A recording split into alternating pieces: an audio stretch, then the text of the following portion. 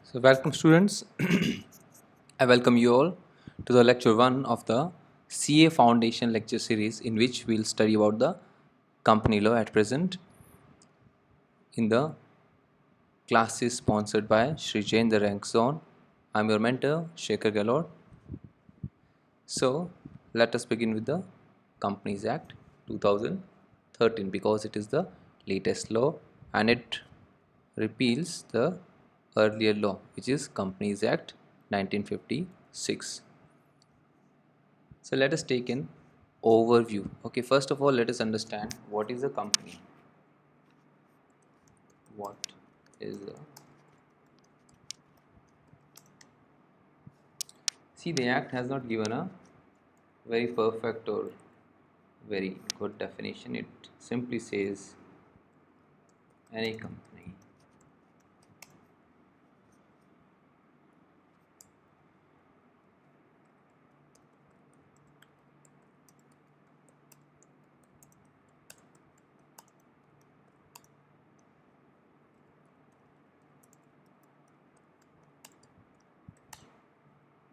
It simply says any company registered under this act or any other previous company law, like we had a previous company law, that was Companies Act 1956.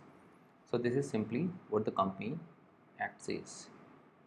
But let us have a basic understanding of a company. Company is usually an association of persons who have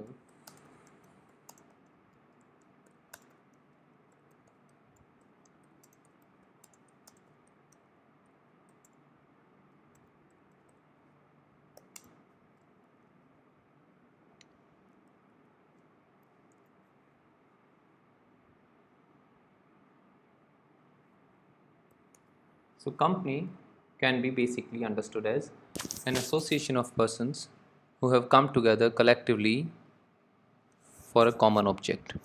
Okay, now this is two type of people. Okay, one is shareholder, other is the management or the director, but we'll do about it later. This is only for the broad understanding of a company, like we can say Reliance Limited. Okay, Reliance Limited, we can say, is a company in which people have come together. Crores of people have come together for common object. Let us see. We are talking about Reliance Jio. The common object is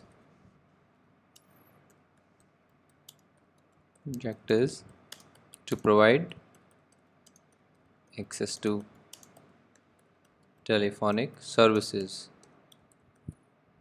telephonic and allied services, because it's providing Wi-Fi and net services as well. Okay, so this is a basic definition of a company, and company law is the law which deals with the creation, running, management and winding up of a company. Okay, so the company is an association of persons who have come together collectively for a common object, and a company law is a law dealing with the creation, running, management, and winding up of a company.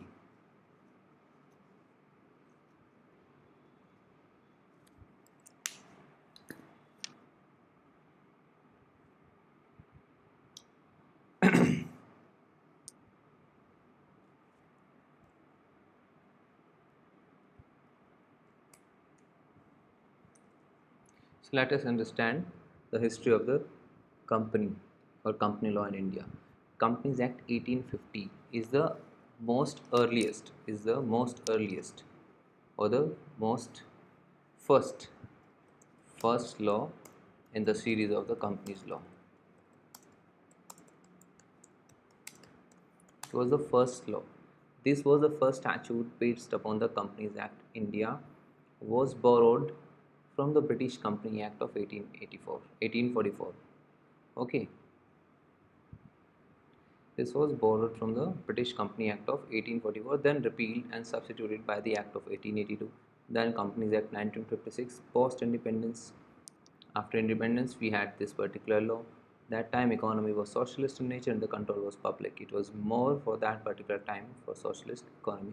See, this is basically the history of the Companies Act. What happened? As we all know, India was a British dominion, so British Company Act is the this is the first statute, okay, for the British companies.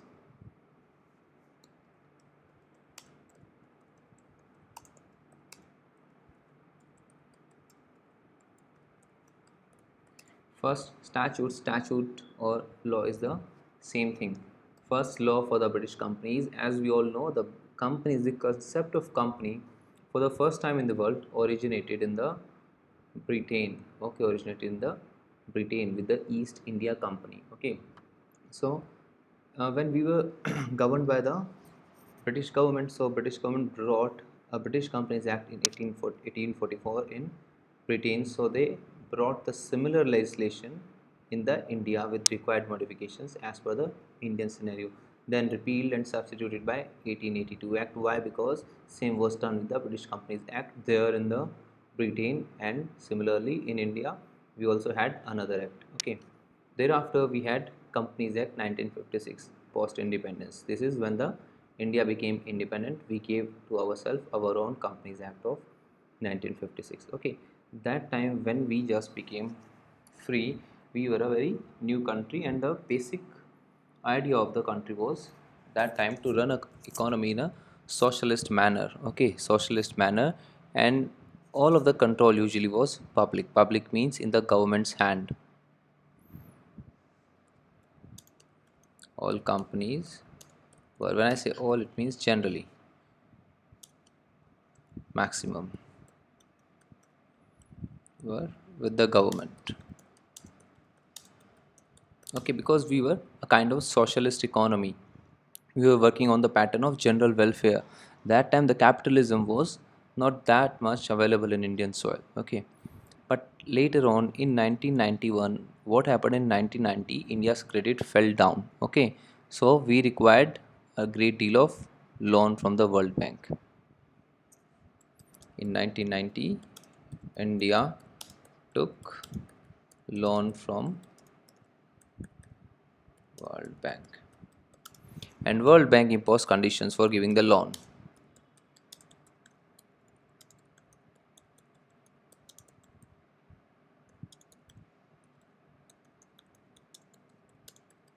Okay, these conditions were LPG. LPG were the conditions imposed by the World Bank. We all understand L stands for liberalization,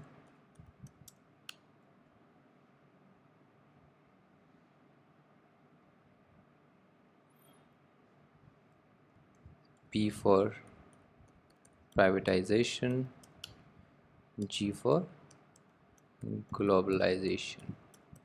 Okay, that is why this liberalization, privatization, and globalization happened. That is why we liberalized our license permit Raj. That is why the government started allowing more and more people to come and set up their own companies. Privatization.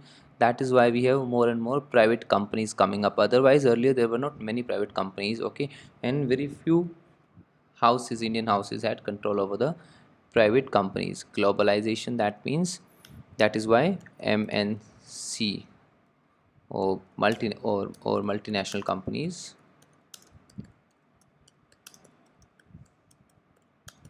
came to India. Okay, that is how India as a country grew, and that is how it has impacted the Indian company law as well. Okay, so thereafter 1991 reforms came up, and over the time more companies came up and private sector evolved 1,000 times. Therefore, need was felt to bring new law for the today's scenario. October 2008. So the need was felt to bring new law for today's scenario. Why? Because earlier Companies Act was more dealing largely with the kind of socialist economy. But post 1991, we had a LPG economy, okay, which was liberalized and globalized economy we had.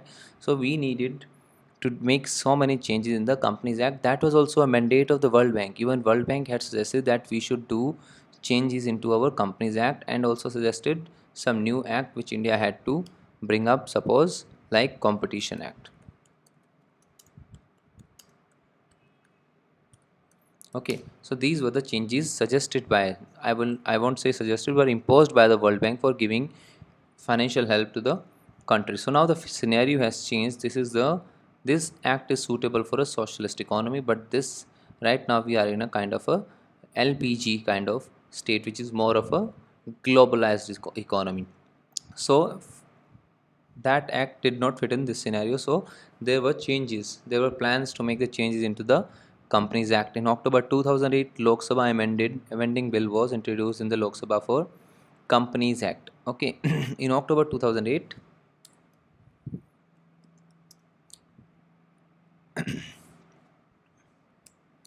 an amending bill was introduced in the Lok Sabha for the Companies Act, but Parliament dissolved on the completion of the term. However, Parliament dissolved upon on completion of the term. Why? Because the tenure had ended in 2008. Meanwhile, this Companies Act had not become a law. It was reintroduced in 2009 but was referred to Standing Committee for review. Then in 2011, it was reintroduced, and in 2012, it was passed by Lok Sabha. Then in August 2013, it was passed by the Rajya Sabha. President gave assent on 29th of August 13. Okay, this is the timeline of how we got. See, attempt started way back in 2008, and probably the thinking of changing the Company Act may have initiated somewhere in initial 2000s. But 2008 attempt started, and it took 5 years for the act to finally become a law. Thus, Companies Act 2013 was brought up. However, like other acts, this act did not have a single date for implementation. Okay, naturally, because this act had suddenly cropped up in 2013, and it was an overhaul of the Companies Act.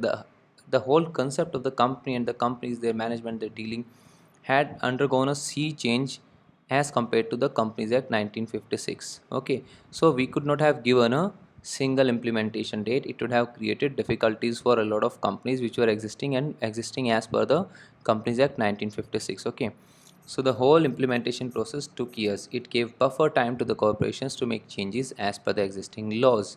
Okay, so we gave buffer time, 2 years time were given, that meanwhile you make these necessary changes and bring your company structure management as per the latest law. Okay, which were usually as per this 1956 law.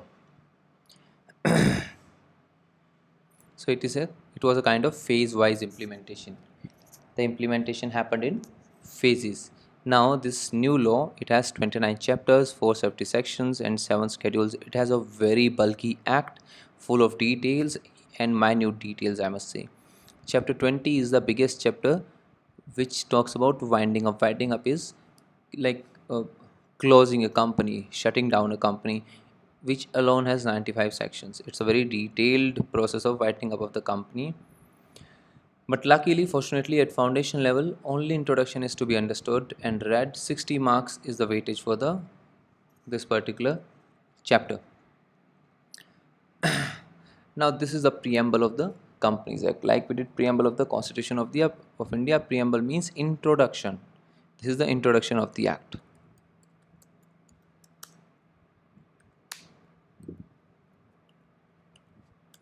This is the introduction of the Act. The Companies Act 2013 was enacted to consolidate and amend the law relating to companies. The Companies Act 2013 was preceded by the Companies Act 1956. Okay, so this act was brought to consolidate. Okay, consolidate means consolidate is equal to club all the previous laws in one set. Okay, so all the previous laws which dealt with the Companies Act, they were brought under one umbrella, that is Companies Act 2013. Okay, because earlier there were Companies Act,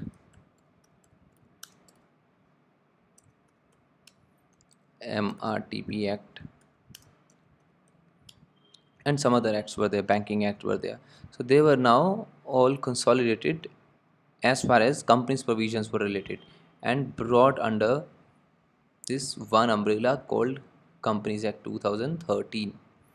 Now let us see what is the applicability of the act. Okay, first of all, when we want to understand about any act, we must understand the applicability of act.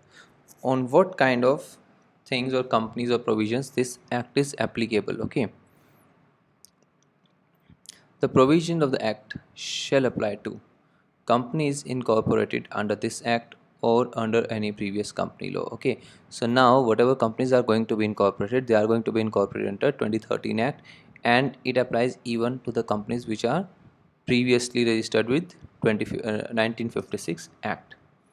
Insurance companies, except where the provision of said act are inconsistent with the provision of Insurance Act 1938 or the IRDA Act. That means usually the insurance companies are going to be dealt in by the IRDA Act or the Insurance Act. Okay, the Insurance Act or the IRDA Act is these are the parent statutes, or I must say parent laws, which deal with the for insurance sector. However, still, if there is something left to be dealt within these two laws, okay, some vacuum is created still between Insurance Act and IRD Act, and that vacuum has to be filled.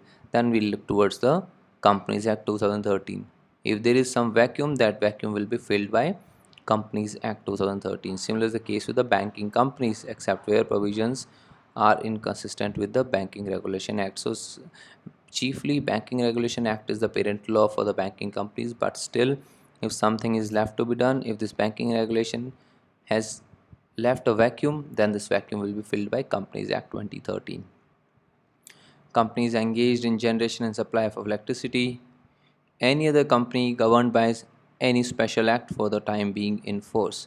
Suppose any special act is there for any company, then it will be dealt under by this law, such as we can have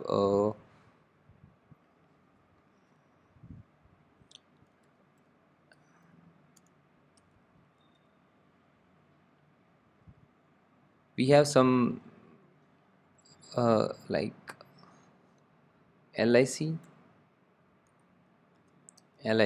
okay, LIC or ONGC, IGL, okay, IGL, DMRC. These are those companies. IGL is Indraprasth Gas Limited. It's a company, proper company which is governed by any special act. It has its own IGL Act, but it shall also be governed by the Parent Act. Okay, Companies Act 19 to 2013. If there is some vacuum, similarly, this Life Insurance Corporation, Oil Natural Gas Corporation, Delhi Metro Rail Corporation, these are the corporations which will be dealt under this particular heading. Such body corporate which are incorporated by any act. So these are the examples of companies and the corporations which are set up by the government by their own notification or their own special act for that particular company. They are also be guided to be ruled by the Companies Act 2013. So this is the applicability. It has a very wide applicability. Earlier, the Companies Act 1956 would not have applied to these kind of companies, but now it does. So that means this is a comprehensive code, and it deals very deliberately and very minutely with the companies in the India. Now we have to understand the company meaning and its features. Okay, according to Chief Justice Marshall was the Chief Justice of U.S. Supreme Court. A corporation is an artificial being. It's an artificial being. A company is not a real being. We cannot see and feel it the way we can do with the natural human beings. And it does not live, and its heart doesn't beat like human beings. It's an artificial being, invisible, intangible, something which cannot be touched, existing only in contemplation of law, which exists only in the contemplation of which exists only in the legal papers. Being a mere creation of law, it possesses only those properties which the charter in its creation confers upon it. Charter means the law. Charter is the law, either expressly or as accidental to its very existence. This is the definition given by Chief Justice Marshall. Okay. In the words of Professor Haney, a company is an incorporated association, like we discussed, an association of person, which is an artificial person created by law because it's an artificial person. It's not like a living human being or living animal also, like all of us having a separate entity. It has its own entity. Okay, it's not only created by the law, but law gives it a separate entity as well. With a perpetual succession, it has a ever going succession. It never dies. And a common seal. A company is known by its common seal. This definition sums up the meaning as well as the features of the company succinctly. These both definitions are very creative definition, and they explain the company, the nature of the company, the creation of the company, and the features of the company very nicely. However, the Act defines the term company in a bit differently.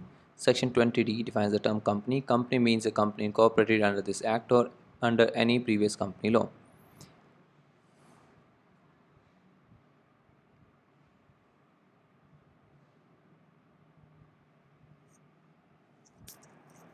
So, we have seen the definition of company from a layman's point of view and legal point of view as well. But the company form and organization has certain, but the company form of organization has certain distinctive features which help us to understand the realms of a company. Following are the main features. Now we'll do the features of the Companies Act. What are the features of the Company Act? First feature is separate legal entity. It has its own separate legal entity. Like, I'll just give you a brief. Like, my name is Shekhar. This is my identity, or you may say entity. This is my entity or my identity, and I am known separately. Okay, I have my individual identity. What I do, I am a lawyer or teacher or an author. I'm an author. Okay, so these are my qualifications, and I mean, you can define me in so many ways. You can see, touch me, I exist as well. Okay, similar is the case with the company. Company get its separate legal entity. Okay, like separate legal entity. Like, I am usually in the social circles. Okay, social circles, family circles. We are usually known by family we come from, or the father side, etc. Okay, we have our composite entity, that is we are known by the family we come from, or the caste we come from, the religion we follow, the father we have. Okay, but we have an independent identity as well. What is this independent identity? This independent entity is that I am a lawyer, teacher, come author, and all my qualification. These are my independent identity. Similar is the case with the company. Okay, company is collection of individual,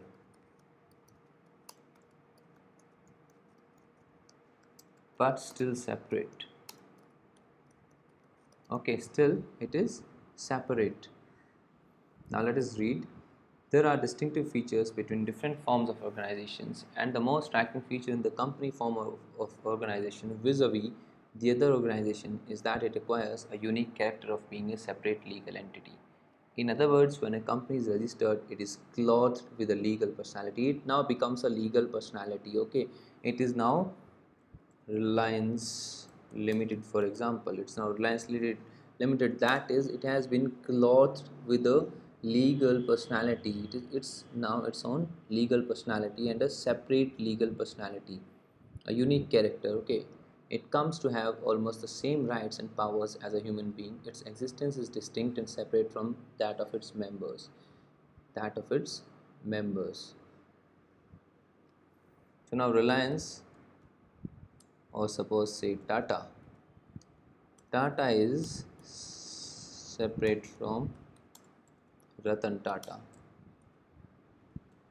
Okay, though the Ratan Tata virtually controls the whole Tata unit, but still Tata is a separate unit from Ratan Tata. Tomorrow, if Ratan Tata is no longer with the Tata company, then also Tata company will go on, because it does not have to do anything with the Ratan Tata. Yes, it comes from the family, like Reliance comes from the Ambani family. Okay, like I come from my particular family, but Reliance Limited or Tata or I, for that matter, we have a separate legal entity. You can understand the comparison. A company has acquired a unique entity just like an individual. In the law, when we talk about Reliance, we talk about Reliance only. We do not talk about Ambani family. We say Reliance has a profit of say 50 crore, then this profit is for Reliance company. This profit is not for Ambani company. Ambani may be a major shareholder. He may be a major shareholder in this profit, but all profit will not go to Ambani. Okay, it will go to Reliance Limited, and Reliance will appropriate the profit in its own manner, it as per she likes. A company can own property, have a bank account, raise loans, incur liabilities, and enter into contracts. Okay, this is a separate legal entity. Now, a company wants to enter into a contract, it can definitely enter. Suppose now I am Shekhar Gehlot as a person, I want to enter into a contract for some advocacy, or I want to teach somewhere, I want to write a book, then I can do it independently. I do not need my social concern or family concerns permission. So that maybe morally I may take it, but legally I'm not required to do so. I can do so on my own. Similar is the case with the Reliance or Tata or any other company. Okay, they can enter into their contract on their own. They can have their own property, just like you and me can have our own property. They can have bank accounts. Companies can have bank accounts, raise loans, and even take liabilities. Okay, so now Reliance, suppose now there is a fine, Reliance for 20 crore.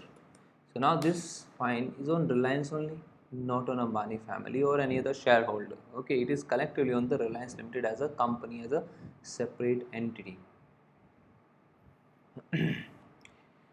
It is at law, a person is different altogether from the subscribers to the memorandum of association. Its personality is distinct and separate from the personality of those who compose it. Just like we discussed, its personality is different and distinct from those who own or compose it.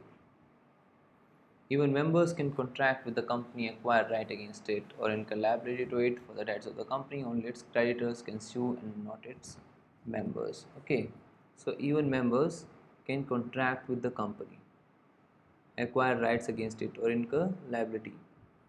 Okay, so now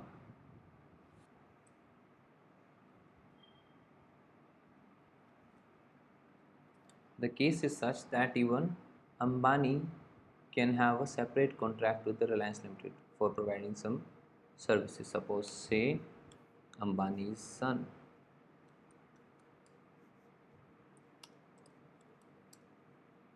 takes up employment as director of Reliance. Okay, so Ambani's son takes up employment as the director of Reliance. See, though he's a director, but definitely, ultimately, he's an employee of the company. Okay, you may call him a director. So he has taken up employment with the Reliance. That means he has entered into a contract with the company. He has acquired a right against the company. Okay, that means now he has acquired the right of employment and whatever comes with the employment. Now, when he provides services, he will take remuneration as well. And if the company doesn't pay remuneration, he can take it back from the company through legal means. That is, he has acquired a right against the company or incur liability to it. For the debts of company, only its creditors can sue it and not its members. Okay, so if suppose company has taken some loan, okay, so company has taken some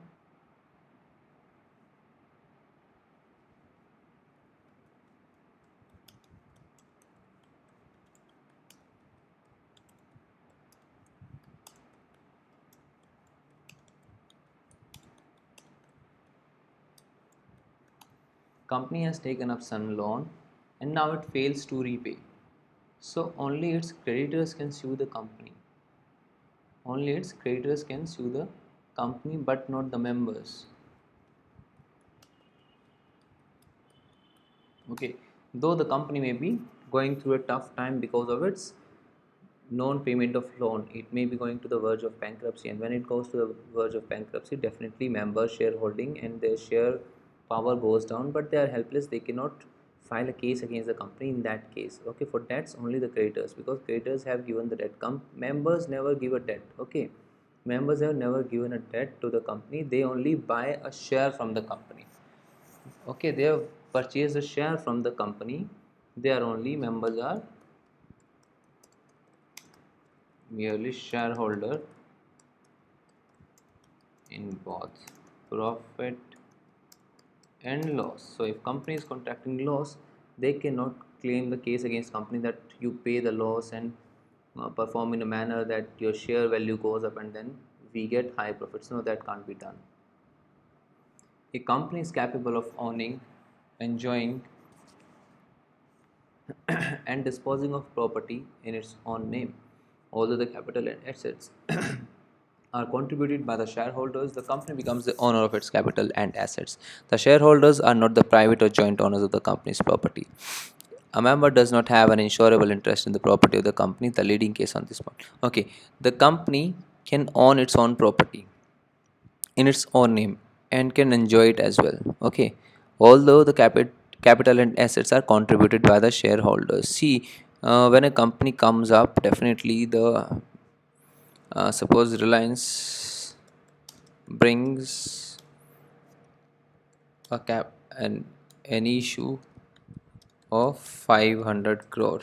Issue of 500 crore means Reliance will say that I am issuing shares worth 500 crores, and members of the public who are willing to buy, they may buy it. Okay, so suppose now 20,000 people contribute 5,500 crore rupees and purchase these shares of the Reliance. Okay, now Reliance has 500 crore rupees in the account.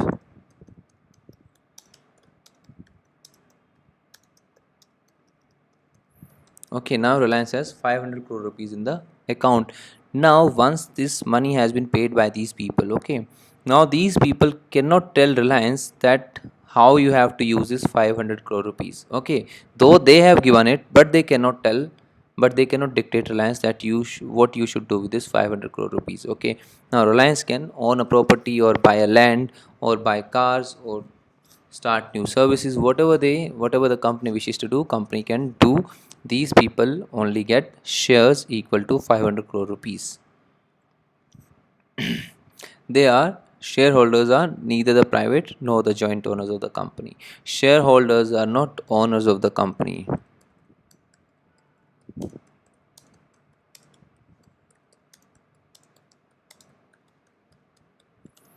They are only members of the company. Okay, they are only members of the company. They are not the shareholders of the company. A member does not even have an insurable interest in the property of the company. Insurable interest is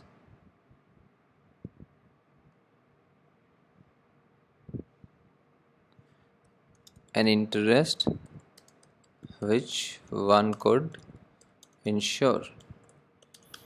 Like, I can purchase a car insurance for my car. I can purchase a car insurance for my car, that tomorrow if my car meets an accident or there is some eventuality, I should be insured. But I cannot purchase insurance for my friend's car. Okay, I cannot purchase insurance for my friend's car because I do not have any insurable interest in that car. Okay, I should have some interest in the car. That this car now it belongs to me. I have ownership over it, but I do not have ownership or I do not have anything to do with this car. Tomorrow this car may be doing good or may not be doing good. How am I? How am I bothered? Okay. Similarly, a member does not have an insurable interest in the property of the company because property may be doing anything, property belongs to the company. You only have a share in the company. You do not have share in the property. Okay, we do not have a share in the property. Shareholders are members of company only. They are not the members of the property.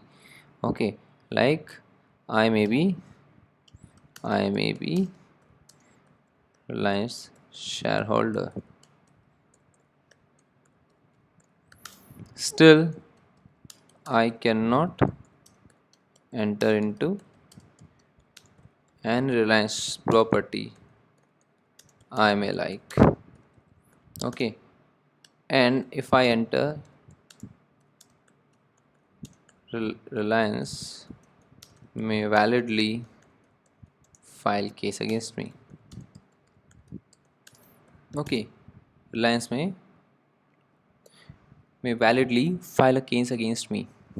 Okay, now though I am the contributor and I am the shareholder, but still I do not own the property. Why? Because this company, I do not own the company. Why? Because this company has its own separate legal entity. Okay, its own separate legal entity. Now, why this separate legal entity is there?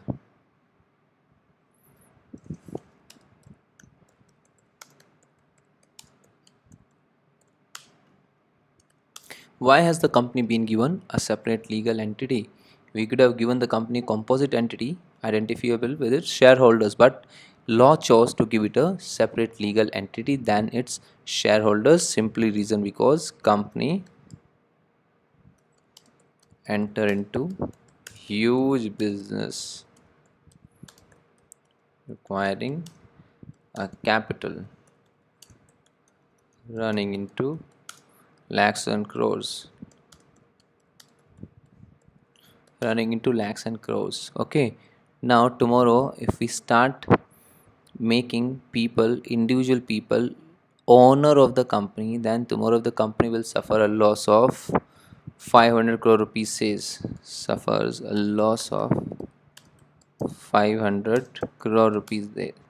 Then in that case, in that eventuality, all the shareholders or all the members are insulated, they are protected from this burden.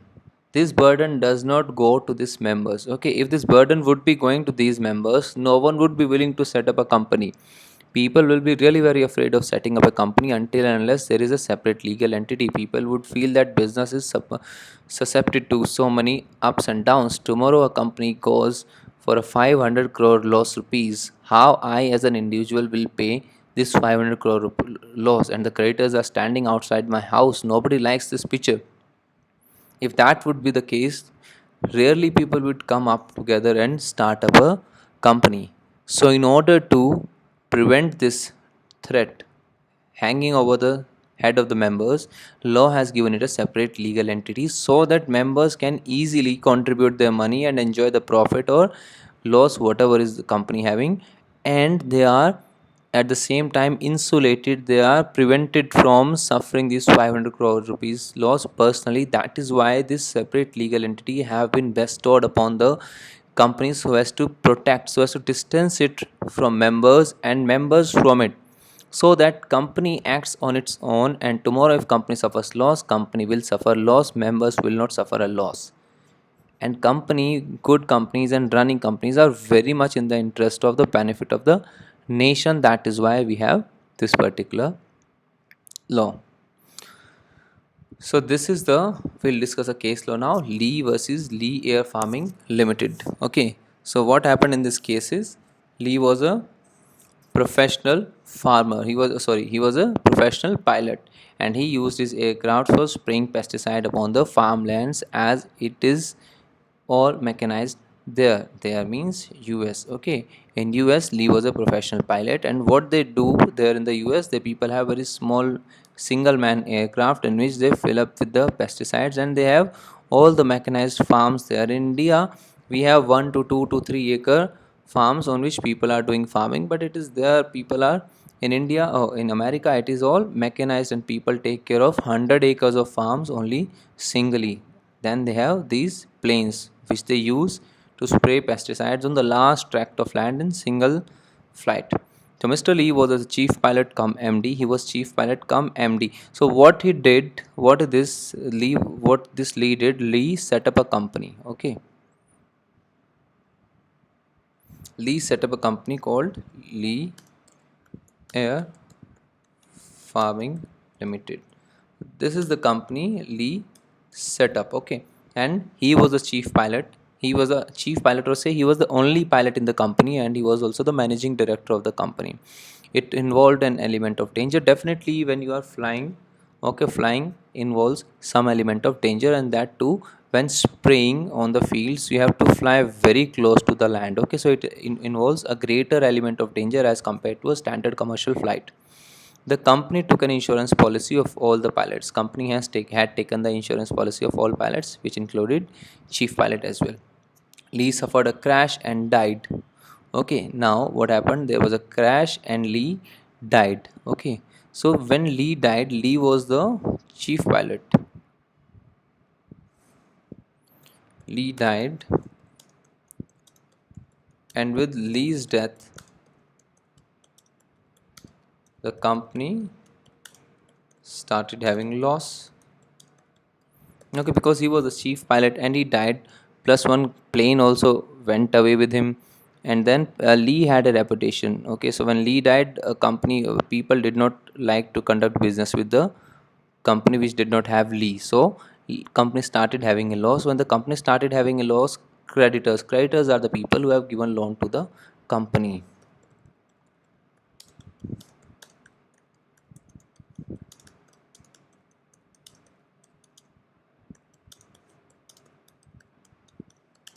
Okay, so creditor is a person who has given loan to the company.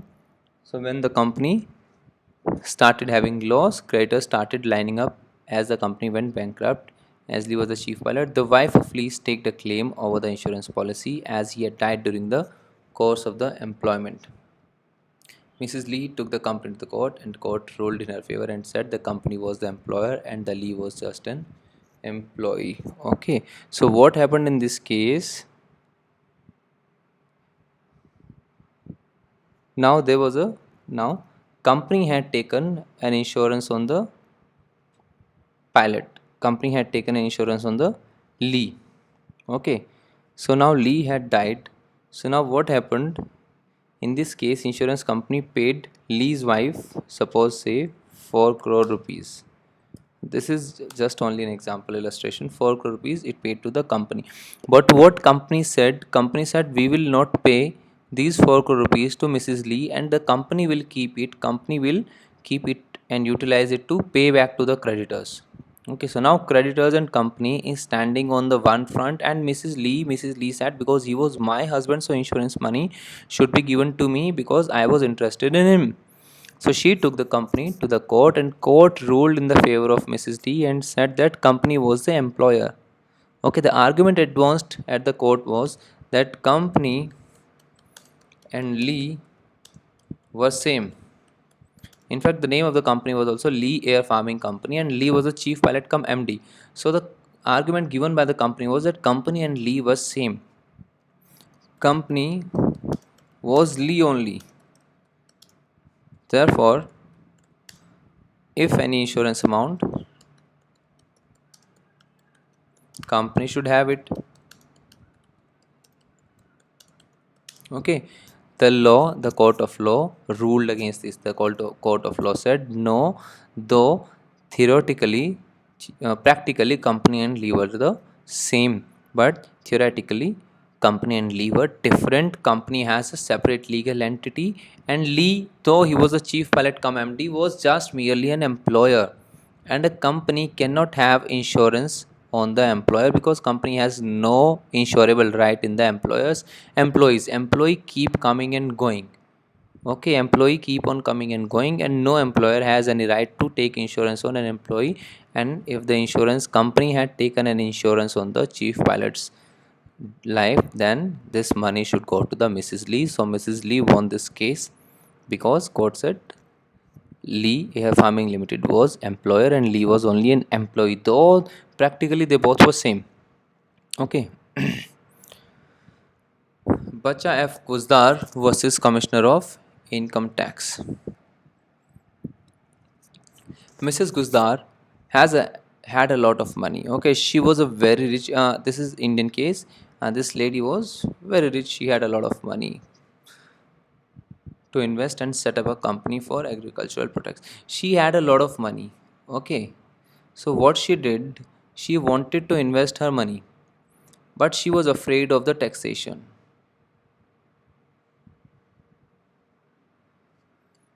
Had a lot of money, but was afraid that she may be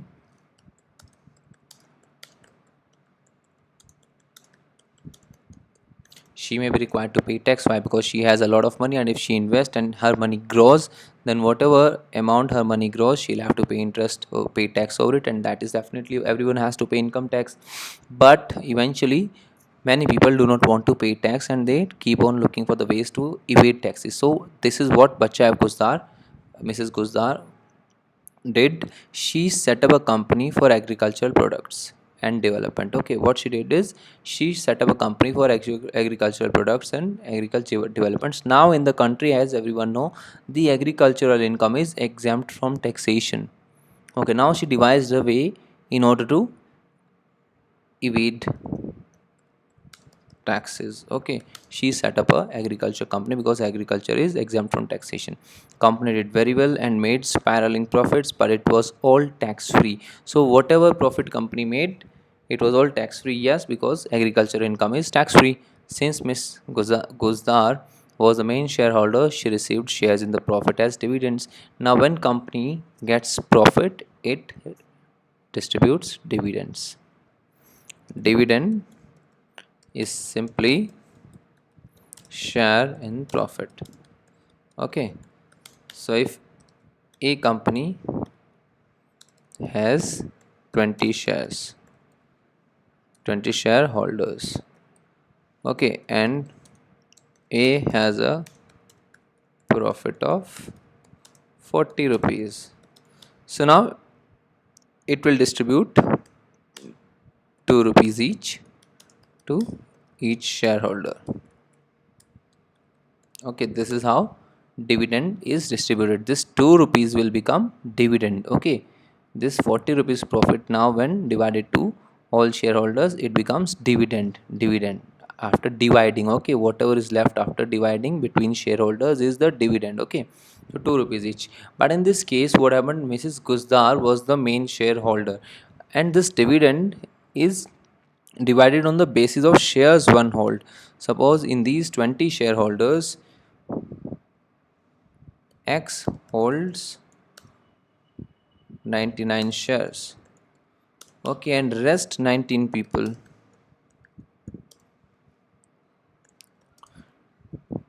hold one share in whole. Okay, rest 19 people hold one share in whole. Okay, in this one share, all these 19 people are party, but X holds only 99 shares. Okay, out of these 100 shares, 99 shares X holds. Okay, so now it means he will take 38 rupees, and these 19 people alone will take 2 rupees. Okay, so this is how it is distributed. The larger your shareholder, the larger your dividend would be. So because since Mrs. Guzdar was the main shareholder, she was the main shareholder, you can assume Mrs. X to be Mrs. Guzdar.